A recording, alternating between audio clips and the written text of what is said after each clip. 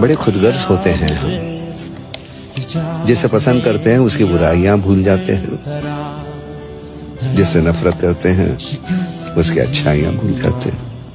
हाँ जी, तो स्टूडेंट्स अस्सलाम वालेकुम। तो स्टूडेंट्स ये रही हमारी न्यूमेरिकल नंबर 1.1।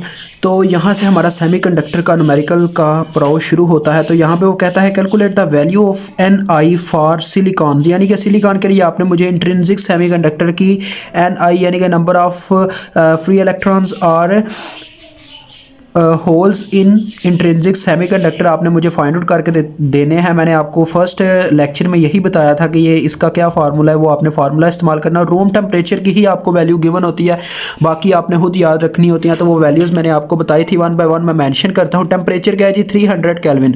अगर वो आपको एक शर्त है जी इसमें कि अगर वो आपको केल्विन की बजाय सेल्सियस में टेम्परेचर दे देता है। अब रूम टेम्परेचर का मतलब आप सब जानते ही हैं, तो उसने केल्विन में ही दिया हुआ है टेम्परेचर। अदरवाइज अगर वो कहता कि 27 डिग्री सेल्सियस, ठीक है जी, तो उसमें मुझे क्या करना पड़ता है जी, मुझे उसमें 273 टेम्परेचर ऐड करके क्या केल्विन में कन्वर्ट करना पड़ता है, क्योंकि इसमें केल्विन में ही हमें इस्तेमाल करना पड़ता है टेम्परेचर। अदरवाइज हमारा क्वेश्चन ठीक नहीं हो सकता, ठीक है जी। केल्विन मतलब इसके लिए एक टेम्परेचर के लिए एक ऐसा यूनिट है जिसे इस्तेमाल किया जाता है। तो आगे हम बात करते हैं जी इसके दूसरे पैरामीटर्स के बारे में। तो इसमें जो हमारे पास बैंड गैप होती है, तो इसकी जो वैल्यू होती है हमारे पास होती है 7.3 मल्टीप्लाई बाय 10 पावर रेज 15, ठीक है जी।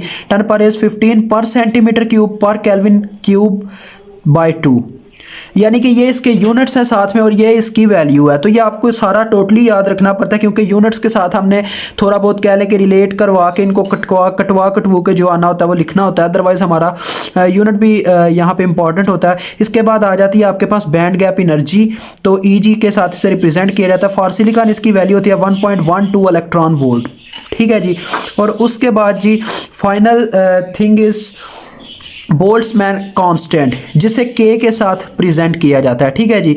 और इसकी वैल्यू हमारे पास होती है 8.62 multiply by 10 power raise -5 electron volt पर केल्विन, ये जी इसका यूनिट है। तो अब आपको हम लेके चलते हैं, सारी वैल्यूज़ हो गई हैं। अब हम इसको डायरेक्ट फार्मूले की तरफ बढ़ते हैं। Ni is equal to B T की पावर 3/2 E की power -Eg divided by 2kT, ये सब आप जानते हैं, ये इसका जी फार्मूला है। तो अब हम इसके अंदर वैल्यूज पुट करेंगे। Ni is equal to B की क्या वैल्यू है जी, 7.3 मल्टीप्लाई बाय 10 पावर रेज 15, और टेम्परेचर की वैल्यू है जी हमारे पास 303/2। उसके बाद जी E की पावर में आ गया जी -1.12 डिवाइडेड बाय 2 मल्टीप्लाई बाय, ये सारी आपके कैलकुलेटर की गेम है आगे।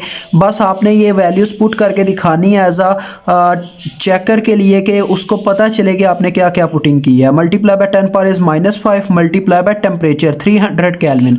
तो लें जी, ये आपने वैल्यूज़ पुट कर दी। अब आपने क्या करना है, इसको कैलकुलेटर पे पुट करना है, कोई इतना मुश्किल काम नहीं, और ये आपको वैल्यू दे देगा। तो मैं कैलकुलेटर पे पुट करके चेक करता हूँ जी। हाँ जी, तो स्टूडेंट्स इसकी वैल्यू आ गई है 1.5 मल्टीप्लाई बाय 10 पावर रेज 10। इसका यूनिट क्या होगा जी, इसका यूनिट होता है कैरियर्स पर सेंटीमीटर क्यूब, ठीक है। पर सेंटीमीटर क्यूब ही आता है, लेकिन ये कैरियर्स मतलब कि जिनमें ये स्टोर होते हैं ये चार्जेस, उनको हम क्या कहते हैं जी, कैरियर्स कहते हैं। तो पर सेंटीमीटर क्यूब, ठीक है। इसका वैसे यूनिट सिर्फ है पर सेंटीमीटर क्यूब, लेकिन इसका कहने का मतलब यह है कि ऐसे वॉल्यूम में स्टोर हैं जो कैरियर्स बने हुए हैं, यानी जहाँ पे चार्ज को स्टोर किया जाता है उनको कैरियर्स कहा जाता है।